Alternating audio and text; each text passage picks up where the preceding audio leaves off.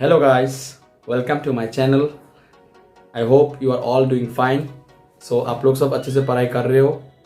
Okay, so basically ज़्यादा बात ना करके डायरेक्ट टॉपिक पे मूव करते हैं. ठीक है, चलो स्टार्ट करते हैं. तो क्लास 11 का हम लोग ने उस दिन कुछ पढ़ा था फ्रॉम द ऑर्गेनिक सेक्शन. ठीक है, तो उस पर्टिकुलरली ऑर्गेनिक सेक्शन से आज एक नया टॉपिक पढ़ते हैं. ठीक है, चलो उसको स्टार्ट करते हैं. आज आ रहे हो, मैंने यहाँ पे एक टॉपिक लिखा है and this is called a types of organic reactions. Right, तो टाइप्स ऑफ ऑर्गेनिक रिएक्शन में जो आपका बहुत सारे टाइप्स होते हैं. Around 8 types of organic reactions we have. Okay, और भी हो सकते हैं बट आपको पढ़ना है 8 टाइप्स ऑफ ऑर्गेनिक रिएक्शंस. ठीक है, तो 8 टाइप्स में पहला जो ऑर्गेनिक रिएक्शंस है जो बहुत ही पॉपुलर है that is called substitution reactions. मतलब सभी पॉपुलर है, ठीक है, बट ज्यादा से ज्यादा जो यूज करते हैं हम लोग इन क्लास 11 एंड 12, इसलिए मैं बोल रहा हूं कि ये लोग का पॉपुलर रिएक्शंस माना जाता है. Substitution reactions, then addition reactions. Okay, addition reaction, then आपका आ जाता है एलिमिनेशन रिएक्शंस. ये तीनों पूरा राज करता है, आपका पूरा क्लास 11 एंड 12 में राज करता है. मतलब डोमिनेंट बोल सकते हो. बहुत ही ज्यादा से ज्यादा हम लोग ये तीनों रिएक्शन को बहुत ज्यादा यूज करते हैं. ठीक है, आप लोग को धीरे धीरे इस चीज को मिलेगा. जब आप लोग क्लास 12 में जाते हो तो आपको ये तीनों रिएक्शन ज्यादा से ज्यादा देखने को मिलता है. ठीक है, बहुत ही इजी है, नाम से ही लग रहा है कि इजी होगा. एलिमिनेशन रिएक्शंस, देन आपका नेक्स्ट आ जाता है पेरिसाइक्लिक. तो पेरिसाइक्लिक रिएक्शंस थोड़ा बहुत मैं इसका डिटेल्स में बात कर दूंगा, इतना डिटेल्स में नहीं जाऊंगा, थोड़ा बहुत जस्ट टच कर दूंगा ताकि आप लोग को आइडिया रहे. ठीक है, basically it requires in higher class. After class 12 अगर कोई भी केमिस्ट्री पढ़ रहा है उसमें उस चीज का ये रिएक्शन का इंपॉर्टेंस है. मतलब ठीक है, तो पेरिसाइक्लिक रिएक्शंस हम लोग ने देखा. नेक्स्ट आ जाएगा कॉन्डेंसेशन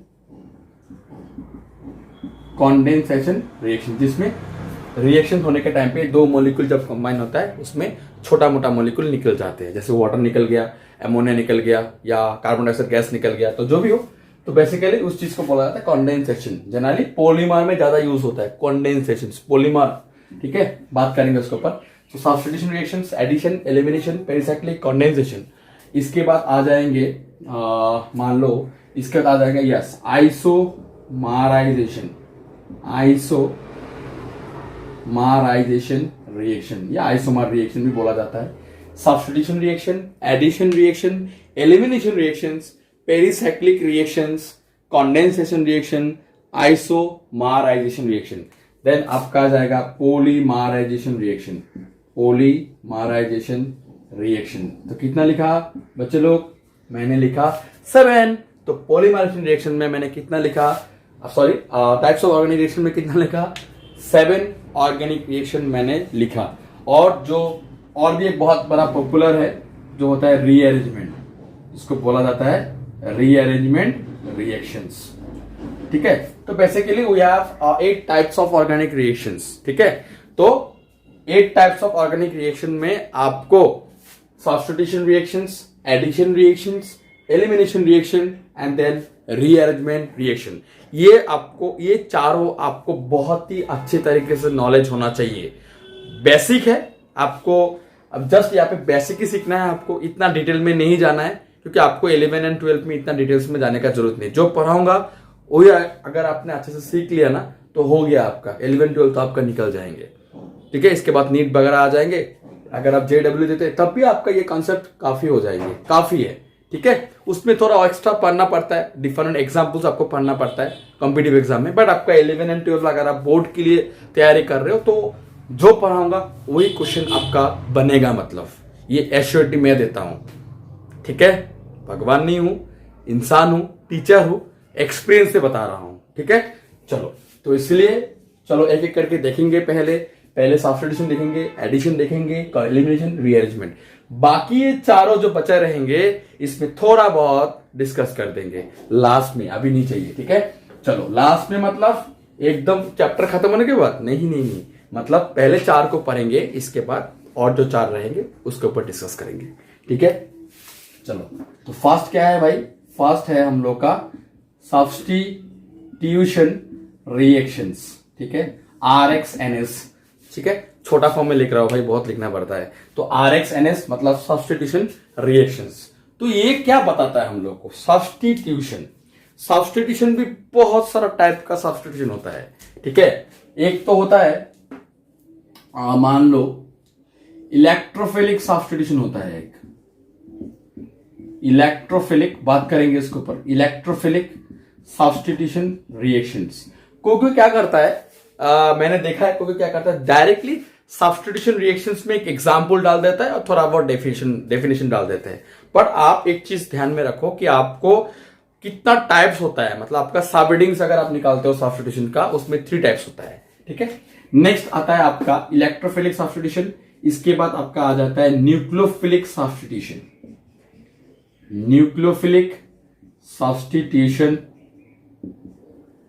रिएक्शंस, और जो लास्ट में आता है सब्स्टिट्यूशन रिएक्शन की क्लास में पढ़ता है, हेडिंग्स में से हेडिंग्स में आ जाता है, वो है फ्री रेडिकल सब्स्टिट्यूशन रिएक्शंस। देखो भाई, नाम से लग रहा है ना सब्स्टिट्यूशन, तो बस हो गया, सब्स्टिट्यूशन आ गया मतलब हो गया, और सब्स्टिट्यूट करना है। क्या सब्स्टिट्यूट करोगे भाई? विराट कोहली इंजर्ड हो गया, मान लो विराट कोहली का पैर में चोट आ गया, अरे बाबा ऐसा कर रहा है, क्या करेगा? उसको खिलाएगा, उसको खिलाएगा, जो उसका कोच रहेगा वो खिलाएगा, मतलब उसको और मैच बोलेगा कि तुम खेलते रहो, तुम इंजर्ड हो खेलते रहो। अरे भाई कैप्टन है, ऊपर से तो कैप्टन है, ऊपर से इंजर्ड हुआ है और भी बहुत सारा मैच पड़ा हुआ है, खिलाएगा? नहीं खिलाएगा, उसको डायरेक्टली मेडिकल टीम भेजेगा, मेडिकल टीम उसको उठा के लेके आएगा विद द ट्रॉली। अगर ज्यादा इंजर्ड हुआ तो ट्रॉली में लेके आएगा, या नहीं तो कंधे में ऐसे करके चलेगा। देखते रहते हो ना, कभी कभार होता रहता है। तो बेसिकली क्या होता है, एक एग्जाम्पल लिया है भाई, उसका केमिस्ट्री के साथ कोई संबंध नहीं है विराट कोहली का, बट एग्जाम्पल ले रहा हूं कि सब्स्टिट्यूट कैसे कर सकते हैं। देखो, इंडियन टीम हो, मतलब क्रिकेट टीम हो, फुटबॉल टीम हो, वॉलीबॉल टीम हो, जो भी टीम है, सबका एक सब्स्टिट्यूट प्लेयर होता है, जिसमें बहुत सारा प्लेयर खेलते हैं, उसमें बहुत सारा सब्स्टिट्यूट प्लेयर भी होते हैं जो बैठे रहते हैं। अगर कहीं पे किसी का इमरजेंसी हुआ, किसी का प्रॉब्लम हुआ, तो वो लोग भाग के जाता है, वो भी डिसाइड करेंगे बाय द कोच या टीम डिसाइड करेंगे। तो बेसिकली जो भी सब्स्टिट्यूशन होगा, सब्स्टिट्यूशन मतलब क्या है, किसी की जगह में किसी और को बैठाना। अगर कोई अगर पर्टिकुलर नया कुछ ग्रुप आना चाहता है तो किसी को तो हटाना पड़ेगा ना। 11 आदमी तो खेल सकता है, 12 तो नहीं खेल सकता है। जितना भी आपको दुख लगे कि मेरा लड़का ही नहीं खेल पाया, आप अगर सिलेक्शन टीम पे हो, आपका लड़का है, आप खिला नहीं पा रहे हो उसको, तो आपको दुख लगेगा। बट 11 आदमी खेल सकते हैं। बाई चांस अगर कोई इंजर्ड होता है तब आपको मौका मिलेगा, सर मेरा लड़का को खिला दीजिए ना सर, अच्छा खेलता है सर, तो बोलोगे ना। तो वही चल रहा है।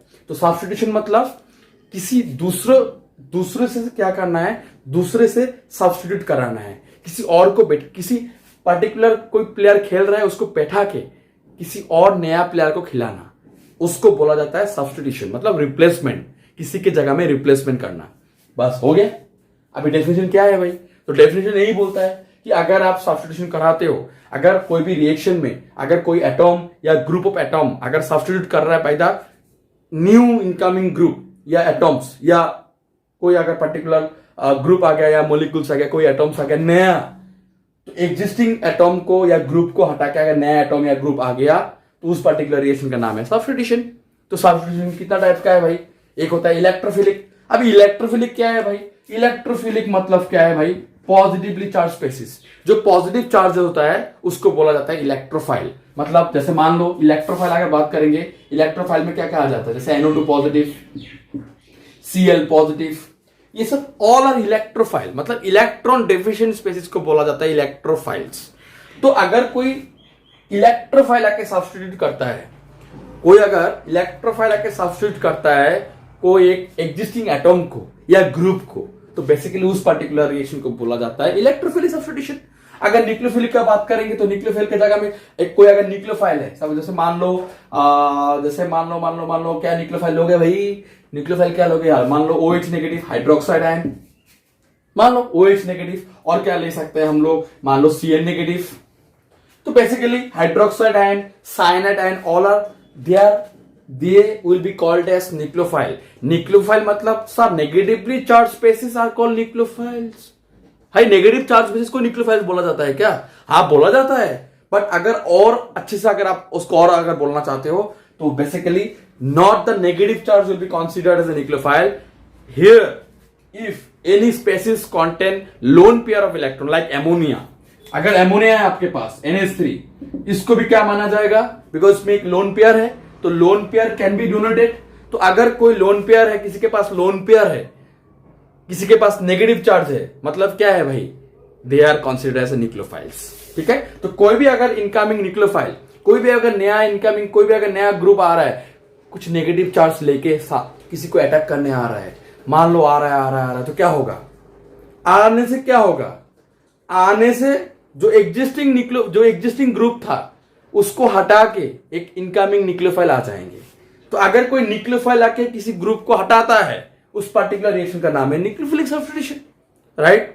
और न्यूक्लियोफिलिक सब्स्टिट्यूशन कहां पे होता है भाई? Generally will this takes place in where? Generally this takes place in आपका सैचुरेटेड सिस्टम पे होगा. और इलेक्ट्रोफिलिक सब्स्टिट्यूशन अगर जब भी देखोगे इलेक्ट्रोफिलिक सब्स्टिट्यूशन, ठीक है, उस टाइम पे electrophilic substitution takes place in a arene complex. मतलब अगर कोई एरोमेटिक कंपाउंड है, जैसे मान लो बेंजीन है, उसमें आप इलेक्ट्रोफिलिक सब्स्टिट्यूशन करा सकते हो by replacement of one hydrogen atom. बात करेंगे, डिटेल्स में जाएंगे बाद में, अभी नहीं जाना है भाई. अब बस हम लोग को जानना है कि कैसे होता है इलेक्ट्रोफिलिक सब्स्टिट्यूशन. मतलब it takes place in arene system. Arene मतलब benzene related nucleus, right? Electrophilic saturated system मतलब जैसे मान लो एल्काइल हैलाइड, तो एल्काइल हैलाइड में एक हैलाइड को हटा के OH ग्रुप अगर रिप्लेस कर रहा है by the OH group replace कर रहा है किसको? हैलोजन एटम को. उस टाइम पे हम लोग बोलेंगे कि भाई ये न्यूक्लियोफिलिक सब्स्टिट्यूशन रिएक्शंस के बारे में बात कर रहे हैं भाई, राइट? नेक्स्ट आता है free radical. Free radical substitution भाई कहां पे होता है भाई? फ्री रेडिकल सब्स्टिट्यूशन होता है क्लोरीनेशन पे. अगर आप कोई भी एल्केन को अगर क्लोरीनेशन करते हो, बाद में पढ़ेंगे हम लोग, टेंशन मत लो भाई, ठीक है? मैं बहुत दिन से पढ़ा रहा हूं ना, तो ये सब दिमाग में अटक गया है, ठीक है? तुम लोग के लिए नया है, कोई बड़ा बात नहीं है भाई, सीखेंगे ना. तो ठीक है, तो फ्री रेडिकल सब्स्टिट्यूशन कहां पे होता है भाई? तो फ्री रेडिकल सब्स्टिट्यूशन होगा कहां पे? जब हम लोग क्लोरीनेशन करेंगे ऑफ एल्केन्स का, मतलब lower member of alkane family like methane. अगर आप मीथेन को क्लोरीनेशन करते हो in presence of sunlight, sunlight आ रहा है, क्लोरीनेशन गैस पास कर रहे हो विद द मीथेन गैस, तब क्या होगा भाई? तब वहां पे फ्री रेडिकल मैकेनिज्म से रिएक्शन बनेंगे, दैट इज मिथाइल क्लोराइड बनेंगे, ठीक है, प्लस हाइड्रोक्लोरिक एसिड. और मिथाइल क्लोराइड बनने के बाद रिएक्शन स्टॉप नहीं होता है भाई, रिएक्शन चलता ही रहता है जब तक चारों हाइड्रोजन को कंज्यूम ना करे बाय द क्लोरीन एटम. मतलब CCl4 तक ना बनने तक, CH4 CCl4 तक ना बनने तक रिएक्शन चलता ही रहता है. बट जो वन स्टेप है, जो आपका स्टेप 1 में जो मिथाइल क्लोराइड बनेगा, क्योंकि सब्स्टिट्यूशन है ना, एक हाइड्रोजन हटा के क्लोरीन आ जाएंगे, तो उस केस में क्या होगा भाई? उस केस में आप बोल सकते हो सर जो भी बन रहा है ना, सब फ्री रेडिकल पाथवे से जा रहा है, मतलब कार्बन फ्री रेडिकल बन रहा है. तो लिखते कैसे कार्बन फ्री रेडिकल को? ये कार्बन के ऊपर एक डॉट लगा देते हैं. डॉट मतलब एक ऑड इलेक्ट्रॉन भाई, उसको एक इलेक्ट्रॉन चाहिए ऑक्टेट होने के लिए, मतलब शेयर होने के लिए एक इलेक्ट्रॉन चाहिए ना, बिकॉज ऑलरेडी तीनों तो बॉन्डेड है. तो एक रहा भाई साहब, एक घुमा फिरा, एक हो गया, इसको एक इलेक्ट्रॉन चाहिए. अगर एक इलेक्ट्रॉन इसको मिल गया, किसी से ले तो नहीं सकता है, अगर लेता भी है तो ठीक है, लेता है तो ठीक है भाई, गुड. अगर नहीं लेता है कार्बन तो क्या करेगा? शेयर करेगा. तो शेयर करने के टाइम पे क्या बनेगा? Covalent bond. तो कोवलेंट बॉन्ड के टाइम पे कार्बन क्या हो जाएगा? उसमें 8 इलेक्ट्रॉन आ जाएगा भाई, 8 इलेक्ट्रॉन मीन्स ऑक्टेट. तो फ्री रेडिकल मतलब एक ऑड इलेक्ट्रॉन ऊपर में रहना. बहुत ही रिएक्टिव है भाई. Free radicals are very reactive. Carbon positive reactive, carbon negative reactive. तो चार्ज देखना, फ्री रेडिकल्स देखना, मतलब डायरेक्टली बोल सकते हो दे आर वेरी रिएक्टिव. किसी के साथ भी रिएक्शन कर सकता है, बट चाहिए तो एक ही इलेक्ट्रॉन ना, तो इसलिए कार्बन फ्री रेडिकल्स माना जाता है, जनरली माना जाता है they are very reactive. Clear? तो बेसिकली सब्स्टिट्यूशन रिएक्शंस के ऊपर ये था कुछ डिस्कशंस, ठीक है? तो इसमें वीडियो बहुत बड़ा हो गया यार, क्या करो यार, वीडियो बहुत बड़ा हो गया, ठीक है ना? बेसिकली यहाँ पे आप देख पा रहे हो, मैंने कुछ यहाँ पे लिखा है यहाँ पे सब्स्टिट्यूशन रिएक्शंस, ठीक है। तो आप देख पा रहे हो यहाँ पे the reaction in which an atom और ग्रुप ऑफ एटम या एटम और group of atom in A molecule is replaced और सब्स्टिट्यूटेड बाय अनदर एटम और ग्रुप। सो इसलिए बात है मैंने जो अभी बोल रहा था कि कोई एटम होंगे या कोई ग्रुप ऑफ एटम्स जिसका आप बोलते हो मॉलिक्यूल, अगर आप उसको रिप्लेस कर पा रहे हो बाय द अनदर एटम्स और ग्रुप्स, इसको बोला जाता है सब्स्टिट्यूशन रिएक्शंस, राइट। तो इसमें पहला जो रिएक्शन है हम लोग का सब्स्टिट्यूशन रिएक्शन, इसमें क्या आता है न्यूक्लियोफिलिक सब्स्टिट्यूशन रिएक्शन। तो बेसिकली एक रिएक्शन होता है, उसका नाम है, ठीक है, उसका नाम हम लोग क्या बोलते हैं, क्या बोलते हैं हम लोग नाम, अरे यार बुढ़ा हो गया ना इसलिए भूल जाते हैं, ठीक है। तो जब याद आएगा तब बोल दूंगा, बट एक रिएक्शन अभी मुझे याद है, ठीक है, उसको देखते हैं अभी ना। तो जो रिएक्शन बनता है यहां से न्यूक्लियोफिलिक सब्स्टिट्यूशन रिएक्शन। तो मान लो CH3X, जिसको बोलते हो, X मत लिखो यार, Cl लिखो, इसको बोला जाता है मिथाइल क्लोराइड, ठीक है, या क्लोरोमीथेन, आप जो भी बोलो। तो बेसिकली भाई OH नेगेटिव इज ए बोलो बेस, स्ट्रॉन्ग बेस माना जाता है, बिकॉज हाइड्रोक्साइड आयन जो भी होता है, आप लोग देखते हो कि sodium hydroxide it is a strong base, पानी में देते देते कंप्लीटली डिसोसिएट हो जाता है as Na positive NOH negative. तो इसके लिए इसको माना जाता है स्ट्रॉन्ग इलेक्ट्रोलाइट। तो basically this OH negative is a strong base, या आप बोलो स्ट्रॉन्ग न्यूक्लियोफाइल। तो बेसिकली क्या कर रहा है, आप न्यूक्लियोफाइल ही बोलो, बेस मतलब यहाँ पे इसको बोला जाएगा न्यूक्लियोफाइल। न्यूक्लियोफाइल मतलब नेगेटिवली चार्ज स्पेसिस। तो बेसिकली क्या करेंगे, जब आप कोई भी हाइड्रोक्साइड आयन के साथ ट्रीट करोगे, किसको, एक एल्काइल हैलाइड को, तब यहाँ पे क्या करेंगे, this OH negative will attack this carbon, okay, and this particularly chlorine will be displaced as Cl negative ion, ठीक है। तो बेसिकली इसमें आपको जो मिलेगा CH3OH that is called alcohol plus Cl negative that is called chloride ion, right. तो basically it is a nucleophilic substitution reaction. So an incoming nucleophile will attack the carbon, okay, will approach the carbon, the alkyl group, and here the carbon and chlorine bond will be break and this Cl will be come out as Cl negative. So it is a very good example of a nucleophilic substitution reactions. बहुत examples है, बहुत सारे examples है, but आपको मैंने आगे ही बोल रहा हूं कि आपको कॉन्सेप्ट रखना है कि किसको न्यूक्लियोफिलिक सब्स्टिट्यूशन बोला जाता है। So it's a very good example of nucleophilic substitution reaction. तो इसको जनरली बोला जाता है कि hydrolysis of an alcohol halide with a hydrolysis of an alkyl halide. इसको आप हाइड्रोलाइसिस करते हो क्योंकि ये जनरली OH नेगेटिव जो बनता है, ये कहां पे बनता है, पानी पे। तो बेसिकली ये एक्वस कंडीशन में ये रिएक्शन प्रोसीड हो रहा है कि आप अल्काइल क्लोराइड को पानी में दे दिया, और पानी में कैसे, पानी नहीं, उसमें सोडियम हाइड्रोक्साइड सॉल्यूशन है। तो अगर आप NaOH एक्वस या KOH एक्वस कंडीशन में अगर मिथाइल क्लोराइड डाल देते हो, तो बेसिकली वहां पे मिथानॉल बन जाएंगे, that is called alcohol. It is a very good step to produce alcohol, right. तो it's called a nucleophilic substitution reaction. बस आपका ये दिमाग में आ गया, तो आप कोई भी क्वेश्चन आ जाए, आपको पूछा जाता है, तो आप आंसर कर पाओगे, ठीक है। सीखेंगे ना धीरे धीरे, एक दिन में कहा भाई पहाड़ चले जाओगे ना, धीरे धीरे सीखते हैं, ठीक है, क्योंकि हम लोग भी धीरे धीरे सीखते हैं ना। जिसको भी है, टीचर हो, टीचर कब बनता हूं, जब पढ़ाई किया। कोई भी टीचर अगर कोई किसी को पढ़ा रहा है, उसका मतलब ये नहीं कि वो एक दिन में पढ़ के टीचर बन गया, वो बहुत दिन तक पढ़ाई करता है। आप लोग भी जब टीचर बनोगे कोई भी सब्जेक्ट का, तो आपके पास उतना नॉलेज तो होना चाहिए ना, बेसिक नॉलेज, तब आप टीचर बनने का लायक हो। नहीं तो आप मत बनो टीचर, आप दूसरा उल्टा पल्टा नॉलेज मत दो किसी को, ठीक है, क्योंकि कोई भी पढ़ा सकता है, बुक देख देख के पढ़ा सकता है, बट वो टीचर नहीं है, वो भाई अलग लेवल का है भाई, छोड़ दो। तो बेसिकली इलेक्ट्रोफिलिक सब्स्टिट्यूशन रिएक्शंस। तो इसके बाद न्यूक्लियोफिलिक तो देख लिया, इलेक्ट्रोफिलिक। अभी भाई इलेक्ट्रोफिलिक सब्स्टिट्यूशन में क्या देखना है भाई, कोई इलेक्ट्रोफाइल ही आएंगे, तो क्या इलेक्ट्रोफाइल आएंगे भाई, क्या इलेक्ट्रोफिलिक आएंगे। तो मैंने कुछ देर आगे भी बोला कि ये जनरली ये जो रिएक्शंस होता है जनरली इन एरिन कॉम्प्लेक्स। तो आपको जो भी देखने को मिलेगा बेसिकली इन एरिन कॉम्प्लेक्स में देखने को मिलेगा। एरिन कॉम्प्लेक्स मतलब बेंजीन रिलेटेड न्यूक्लियस में आपको देखने को मिल जाएंगे, ठीक है। सो एक बहुत ही पॉपुलर रिएक्शंस माना जाता है, एरिन कॉम्प्लेक्स मतलब बेंजीन।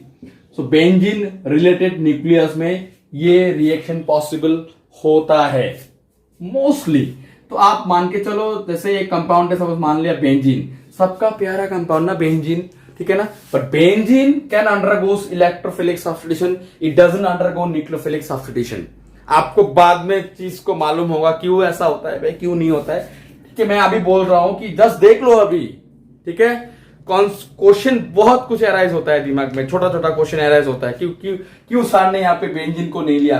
सर यहाँ पे तो बेंजाइल क्लोराइड को भी ले सकता था, इसका नाम है क्लोरोबेंजीन, तो यहाँ पे क्लोरोबेंजीन भी तो ले सकता था। अगर क्लोरोबेंजीन लेता हो तो यहाँ पे कोई सब्स्टिट्यूशन रिएक्शन नहीं होगा भाई, सीधा सी बात है भाई। इसको रिप्लेस नहीं कर सकता by the incoming group, that is OH group. मतलब Cl अगर बेंजीन के साथ जुड़ा है डायरेक्टली, जो अभी लिखा था, उसके जगह में अगर Cl को हटा के OH लिखता हूं, मतलब फिनॉल नहीं होता है। ऐसा नहीं हो सकता है, ऐसा नहीं हो सकता है। न्यूक्लियोफिलिक सब्स्टिट्यूशन नहीं होगा भाई। अगर होता भी है तो कुछ एक्सट्रीम कंडीशन में होगा, राइट। तो बेसिकली यहाँ पे हम लोग को एक्सट्रीम कंडीशन में जाना ही नहीं है भाई, देखते क्या होता है। तो एक रिएक्शन बहुत पॉपुलर है इलेक्ट्रोफिलिक सब्स्टिट्यूशन रिएक्शन का, बेंजीन का बहुत सारा है। फ्रीडल-क्राफ्ट रिएक्शन है, नाइट्रेशन रिएक्शन है, सल्फोनेशन है, इसके बाद फ्रीडल-क्राफ्ट एसाइलेशन है, इसके बाद आपका हो जाता है ब्रोमिनेशन, क्लोरीनेशन। अरे भाई बहुत रिएक्शंस है भाई, इतना देखना चाहता हूं तो ठीक है भाई, देख लेते हैं भाई क्या होता है। तो एक मानते हैं सपोज क्लोरीनेशन, तो Cl2 in presence of anhydrous aluminium trichloride,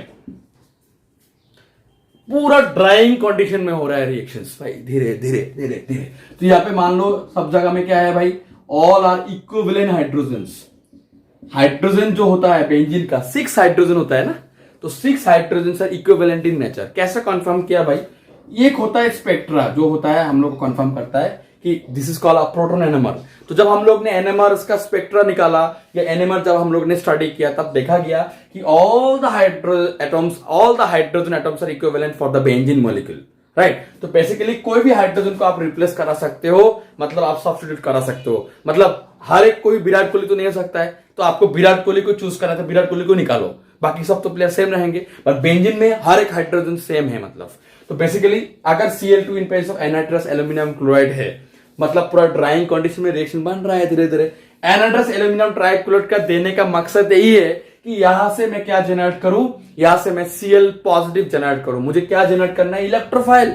तो ये एल्यूमिनियम ट्राइक्लोराइड का जो मेन फंक्शन है, टू जनरेट एन इलेक्ट्रोफाइल, इसका काम यही है कि कैसे जनरेट करा जाए। तो इसलिए एनाइट्रस एल्यूमिनियम ट्राइक्लोराइड को लिया जाता है, और यहां से जो जनरेट होंगे, ये जो देने के बाद जो जनरेट होंगे, ये बहुत ही खास एलिमेंट जनरेट करेंगे जिसका नाम है क्लोरोनियम आयन। ठीक है, Cl पॉजिटिव बोला जाता है। अरे भाई Cl नेगेटिव देखा, Cl पॉजिटिव भी होता है क्या भाई? केमिस्ट्री में होता है भाई, Cl पॉजिटिव भी बनता है जब आप एल्यूमिनियम ट्राइक्लोराइड के साथ जब आप बनाओगे। और यहाँ पे जो बाय प्रोडक्ट बनता है AlCl4 negative, because aluminium trichloride is a Lewis acid. Electron deficient होता है एल्यूमिनियम का, अगर आप निकालते हो पी ब्लॉक एलिमेंट में ये कंपाउंड देखे रखता है भाई AlCl3, इसलिए डाइमर बनता है। ठीक है, aluminium trichloride can go dimerisation, जहां पे एल्यूमिनियम ऑक्टेट हो जाता है। बट अगर एल्यूमिनियम ट्राइक्लोराइड का अगर स्ट्रक्चर ड्रॉ करोगे तो ये एक इलेक्ट्रॉन डेफिशिएंट स्पीशीज है, मतलब उसके पास सिर्फ 6 इलेक्ट्रॉन्स ही है। ऑक्टेट होने के लिए 2 इलेक्ट्रॉन चाहिए ना, इसलिए लुईस एसिड है। और लुईस एसिड यहां से एक इलेक्ट्रॉन, यहां से एक क्लोरीन को खींचता है। क्या खींचता है भाई? Cl नेगेटिव खींचता है मतलब। और जो Cl जो पॉजिटिव रहता है उसको जनरली माना जाता है कि एक इलेक्ट्रोफाइल है जो इस रिएक्शन में इन्वॉल्व होंगे। ठीक है, तो यहाँ पे जो आपका जो नया एक ग्रुप आने वाला है, क्या ग्रुप आने वाला है भाई? सब तो 6 हाइड्रोजन है, तो एक कोई भी एक हाइड्रोजन को हटा के क्या बन जाएगा? यहाँ पे एक क्लोरीन आ जाता है, तो इसका नाम है क्लोरोबेंजीन। तो आप बेंजीन से क्लोरोबेंजीन बना सकते हो, वो एक क्लोरीन एंड एनाइड्रस एल्यूमिनियम ट्राइक्लोराइड। तो इसको बेसिकली बोला जाता है इलेक्ट्रोफिलिक सब्स्टिट्यूशन रिएक्शन। बहुत ही इजी है ना, इतना आपको इतना भागदौड़ नहीं करना है। ऐसा बहुत सारा रिएक्शन है, नॉट फॉर द बेंजीन, बहुत सारा कंपाउंड का आप निकाल सकते हो जो भी एरिन कॉम्प्लेक्स है। जैसे फिनॉल भी इलेक्ट्रोफिलिक सब्स्टिट्यूशन हो सकता है। इसके बाद आप मान लो कार्बोक्सिलिक एसिड, यहाँ पे भी इलेक्ट्रोफिलिक सब्स्टिट्यूशन होता है। एमाइन, इसका भी इलेक्ट्रोफिलिक सब्स्टिट्यूशन होता है। हेलोअल्केन्स, इसका भी इलेक्ट्रोफिलिक सब्स्टिट्यूशन होता है। ठीक है, उसमें कुछ और फैक्टर्स आ जाते हैं, Meta directing group, ortho directing group, para directing groups, बाद में धीरे धीरे पढ़ेंगे भाई, एक दिन में भाई इतना मत सीखो भाई, बहुत टेंशन हो जाएगा। ठीक है, नेक्स्ट आता है free radical substitution reactions. Because लंबा हो रहा है वीडियो, इसलिए मुझे छोटा छोटा करके मुझे फटाफट करना पड़ रहा है। ठीक है, तो फ्री रेडिकल सब्स्टिट्यूशन क्या है भाई? तो फ्री रेडिकल सब्स्टिट्यूशन का मैंने बात थोड़ी देर आगे ही किया कि अगर आप फ्री रेडिकल मतलब कार्बन फ्री रेडिकल, कुछ ऐसा रेडिकल आपका रिएक्शन में बनेंगे। ठीक है, और ऐसे ही चलते रहेंगे मतलब। ठीक है, तो बेसिकली फ्री रेडिकल सब्स्टिट्यूशन अगर आप, जैसे एक पॉपुलर रिएक्शन है CH4 plus Cl2 in presence of HNu, या आप मान लो यूवी लाइट। HNu और यूवी लाइट क्या है भाई? ये फोटोन है, यूवी लाइट है। मतलब क्या है भाई? प्लैंक्स कांस्टेंट इनटू ये क्या है, फ्रीक्वेंसी है, या इन प्रेजेंस ऑफ यूवी लाइट क्या बनेगा यहाँ पे, तो बेसिकली पहले तो बनेंगे CH3Cl प्लस हाइड्रोक्लोरिक एसिड, ये तो बनेगा ही, बट यहाँ पे थमेगा नहीं है, चलते रहते हैं। तो कितना है हाइड्रोजन भाई, 4 हाइड्रोजन है, 4 हाइड्रोजन के जगह में 4 क्लोरीन आ जाएंगे, मतलब कार्बन टेट्राक्लोराइड जब तक नहीं बनेगा ना तब तक ही भाई चलते रहेंगे, मतलब it will consume each and every hydrogen from the carbon and it will substitute by the chlorine atom। तो यहाँ पे बन जाएंगे CCl4 that is carbon tetrachloride, ठीक है। उसमें मैंने पहले ही लिया कि पहले तो ये बनेंगे ही ना, ये तो बनेंगे, तो बट बनता कैसा ये बेसिकली स्टेप्स होते हैं, कुछ फ्री रेडिकल पाथवे से जाते हैं। तो जो स्टेप 1 होता है ना मिथाइल क्लोराइड जो बनने का जो वो है, जो आपका आप बोलते हो ना कि कैसे बनता है, उसको हम लोग बोलते हैं मैकेनिज्म्स। तो मैकेनिज्म से ही हम लोग मालूम करते हैं कि हाँ ये कंपाउंड बनता है प्रोडक्ट में। कैसे मालूम चला भाई, मैकेनिज्म देखा सर। चलो स्टेप 1 में क्या है भाई, CH4 है, तो पहले क्या होंगे, पहले यहां में क्लोरीन क्या हो जाएंगे, लाइट देते देते क्या हो जाता है, क्लोरीन यहाँ पे होमोलैटिक क्लीवेज करेंगे, Cl2 होमोलैटिक क्लीवेज करके क्या करेंगे, Cl free radical plus Cl free radical generate होंगे, ठीक है। इसके बाद इसको हम लोग ऐसे भी लिख सकते हैं भाई, शायद समझ में नहीं आएगा भाई, ये रहा, इसको बोलते हैं होमोलैटिक क्लीवेज, ठीक है, जहां पे एक एक इलेक्ट्रॉन दोनों शेयर करेंगे, एक, तो इसको बोला जाता है होमोलैटिक क्लीवेज, जहां पे chlorine free radical and chlorine free radical will be generated, 2 chlorine free radical will be generated. Next step 2 में क्या होगा भाई, जगह ही नहीं हो रहा है भाई, ऊपर में लिख दूं, चलो ऊपर में लिख देता हूं, इसको तुम लोग स्क्रीनशॉट ले लो, फटाफट स्क्रीनशॉट ले लो। हाँ मैं साइड में चला गया भाई, स्क्रीनशॉट ले लो आराम से, ठीक है, फटाफट ले लो स्क्रीनशॉट, ले लिया भाई स्क्रीनशॉट। चलो अभी नेक्स्ट हम लोग मूव करते हैं, तो नेक्स्ट क्या बोल रहे हैं हम लोग का, तो इसको रफ करते हैं, अभी फटाफट रफ करते हैं, चलो इसको रहने दो भाई ना, प्रॉब्लम होगा नहीं तो इसको भी रफ कर देते हैं भाई, ठीक है। तो इसको बोला जाता है, जो स्टेप 1 मैंने लिखा है ना, स्टेप 1 को बोला जाता है इनिशिएशन। बस अभी के लिए याद रखो, कोई एग्जामिनर कोई एग्जामिनेशन में आपको पूछा नहीं जाता है, बट अगर आप JW में जाते हो तो पूछा जाता है कि कौन सा स्टेप में ऐसा बनता है, ठीक है। टफ लेवल में क्वेश्चन थोड़ा पूछा जाता है, तो इसलिए आपको थोड़ा बहुत जानकारी भी चाहिए ये सब के लिए। नेक्स्ट होता है स्टेप 2 में आपका आ जाएगा प्रोपागेशन, ये होता है स्टेप 2 में, ठीक है। तो स्टेप 2 में क्या बनता है, स्टेप 2 में मिथाइल फ्री रेडिकल जनरेट होता है, ठीक है। तो बेसिकली कैसे जनरेट होगा देखते हैं इसको भाई, इसको ऐसे लिख सकते हैं, हाँ भाई CH4 को लिख सकता हूं ना, इसके बाद यहां से क्लोरीन फ्री रेडिकल जनरेट हुआ, तो क्लोरीन फ्री रेडिकल ले लिया भाई सब, ठीक है। तो यहां पे मान लो ये हो सकता है, इसको बोला जाता है फिश हुक एरो। क्या बोला जाता है भाई इसको, fish hook arrow. Fish hook arrow मतलब सिंगल इलेक्ट्रॉन मूवमेंट, अकेला ही चलो, যদি तो डाक शून्य क्यों ना आशे एकला ही चलो, ठीक है। तो यहां पे वही बोल रहा है कि सिंगल इलेक्ट्रॉन का मूवमेंट अगर आपको दिखाना है तो ये एरो आपको यूज करना होगा, ये वाला एरो भाई, थोड़ा देख लो, ये वाला एरो, ये एरो, राइट। चलो ठीक है, तो सिंगल इलेक्ट्रॉन का डिस्प्लेसमेंट हो रहा है, तो यहाँ पे होमोलैटिक क्लीवेज हुआ कार्बन हाइड्रोजन में, तो यहाँ पे एक इलेक्ट्रॉन आ गया, अगर ये डिस्प्लेस करेगा तो यहाँ पे एक इलेक्ट्रॉन आ गया, ये इसके साथ जाके जुड़ेगा। या मान लो ऐसा ना दिखा के, खराब लग रहा है ना देखने में, दोनों ही एक साइड में मूव कर रहा है, तो मान लो ये क्लोरीन फ्री रेडिकल था, ये यहाँ पे आके जुड़ेगा, राइट। ये होता है देखने का स्टाइल, ठीक है। Chemistry is a very good subject, is a very lovely subject, right. आपको केमिस्ट्री पढ़ते पढ़ते आपको किसी के साथ प्यार हो जाएगा, आपको मालूम ही नहीं चलेगा, इट्स वेरी नॉर्मल, ओके। प्यार मतलब सब्जेक्ट के साथ बोल रहा हूं, कोई लड़की के साथ नहीं या कोई लड़के के साथ नहीं, वो तो सबके लिए होता है। चलो नेक्स्ट, वो सब में भाई बाद में बात करेंगे। तो इसमें क्या होगा भाई, इसमें हो जाएगा CH3 free radical plus hydrochloric acid, ये बनेगा, देख पा रहे हो। तो यहाँ पे जो बन रहा है ना, CS कार्बन के ऊपर एक जो रेडिकल देख रहे हो आप, इसको बोला जाता है मिथाइल फ्री रेडिकल, बनाना मिथाइल फ्री रेडिकल। तो चेन स्टेप 2 में क्या बन रहा है भाई, तो स्टेप 2 में आपका बन रहा है मिथाइल फ्री रेडिकल, ठीक है। सो मिथाइल फ्री रेडिकल फिर से क्या देगा, तो methyl free radical, this methyl free radical, ठीक है, again combines the chlorine molecule to give what, यहाँ पे भी होमोलॉजिक क्लीवेज होंगे, ठीक है, ये यहाँ पे आ जाएंगे, तो बनेंगे क्या, आप देख पा रहे हो ना। तो इसमें आपका हो जाएगा methyl chloride, that is CH3Cl plus chlorine free radical. आ रहा है ना बोर्ड में, थोड़ा बेंड करता हूं तो आ जाएगा, देखो। तो CH3Cl plus chlorine free radical. तो स्टेप 2 में प्रोपागेशन में क्या बन रहा है, एक तो क्लोरीन फ्री रेडिकल जनरेट हो रहा है और एक में क्या जनरेट हो रहा है, मिथाइल फ्री रेडिकल, राइट। तो ये रहा प्रोपागेशन स्टेप्स, देखो कितना स्टेप में बनता है, ठीक है। नेक्स्ट आ जाएगा आपका स्टेप नंबर 3, और स्टेप नंबर 3 में क्या होता है, चेन टर्मिनेशन। अब बस याद रखो स्टेप को, चेन टर्मिनेशन बोला जाता है, मतलब यहाँ पे फ्री रेडिकल्स जितना भी आपका, देखो ये स्टेप 1 और स्टेप 2 में, स्टेप 2 मतलब प्रोपागेशन, स्टेप प्रोपागेशन चलता ही रहता है, बहुत देर तक चलता है प्रोपागेशन, ठीक है। तो प्रोपागेशन बहुत देर तक चलता ही रहता है, ये थमेगा नहीं कभी, ठीक है। बट टर्मिनेशन में क्या हो जाता है, ये बहुत सारा फ्री रेडिकल जनरेट करा सकता है, प्रोपागेशन में बहुत सारा फ्री रेडिकल जनरेट कर सकता है, तो बहुत दूर तक जा सकता है रिएक्शन, मान के चलो। और टर्मिनेशन क्या है, इसमें खत्म हो जाते हैं, मतलब दो फ्री रेडिकल कंबाइन होके एक सैचुरेटेड कंपाउंड बना देते हैं, ठीक है। जैसे मान लो यहाँ पे क्या क्या फ्री रेडिकल जनरेट हुआ, एक तो Cl फ्री रेडिकल जनरेट हुआ और मान लो एक मिथाइल फ्री रेडिकल, ये दोनों कंबाइन कर जाएंगे।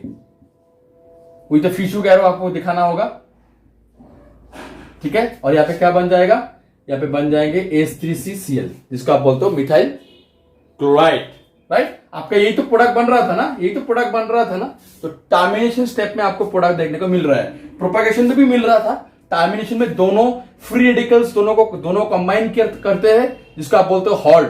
टर्मिनेशन मतलब हॉल्ट, यहाँ पे खत्म, यहाँ पे फ्री रेडिकल्स कंबाइन होकर सैचुरेटेड कंपाउंड बनाते हैं। Then chlorine free radical generate हो रहा था आपका, तो बन जाएंगे क्या, Cl2, ठीक है ना। तो यहाँ पे जितना भी फ्री रेडिकल्स है कंबाइन होना स्टार्ट कर देते हैं, ठीक है। और यहाँ पे और भी फ्री रेडिकल्स अगर जनरेट होता है, बहुत सारे फ्री रेडिकल जनरेट होता है ना, मैंने आगे बोला CH3 free radical plus CH3 free radical, यहाँ पे क्या बन जाएंगे भाई, CH3 यहाँ पे फिशू के एरो से दिखा दो,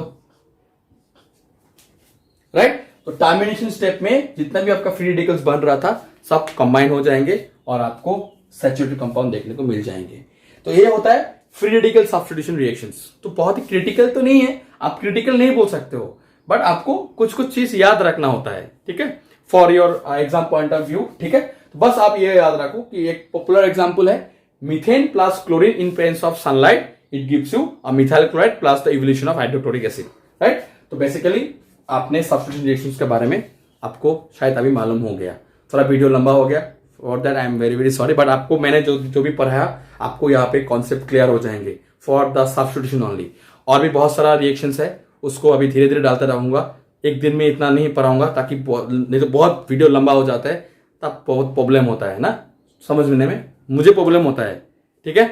चलो, thank you so much, keep on watching my channel and आप लोग का दोस्तों में शेयर करो, क्योंकि ये फ्री ऑफ कंटेंट है, आपको पैसा नहीं लग रहा है, आप घर बैठ के हेडफोन लगा के आप ये चीज सुन सकते हो। जो भी मैं पढ़ाता हूँ, मेरा जो स्टाइल है पढ़ाने का, मैं क्लास में भी ऐसा पढ़ाता हूँ, जो भी मेरा लाइव इंटरेक्शन होते हैं वहां पे मैं ऐसे ही पढ़ाता हूँ, फ्रेंकली पढ़ाता हूँ, यहाँ पे भी मैं वही पढ़ा रहा हूँ। बस आपका यही पे एक ही चीज प्रॉब्लम है कि मैं आपको नोट्स नहीं दे रहा हूँ, वो भी मैं अभी फिलहाल कर दूंगा। लॉकडाउन तो शायद होगा ही, कॉलेज भी बंद, PhD का काम भी बंद हो जाएंगे, शायद घर में ही बैठना होगा, तब मैं पूरा बैठूंगा, PDF फाइल बनाऊंगा, आप लोगों को भेजूंगा। शायद हैंड रिटन ही होगा, बट PDF फाइल आपको जरूर मैं दिला दूंगा फ्री ऑफ कॉस्ट, ठीक है। Thank you so much, keep on watching my channel and also do subscribe. अपना देखने के बाद आपको अच्छा लगा तो लाइक करो और सब्सक्राइब करो, ये तो जरूर करना है भाई, यही तो प्यार है, ठीक है। थैंक यू सो मच, चलो।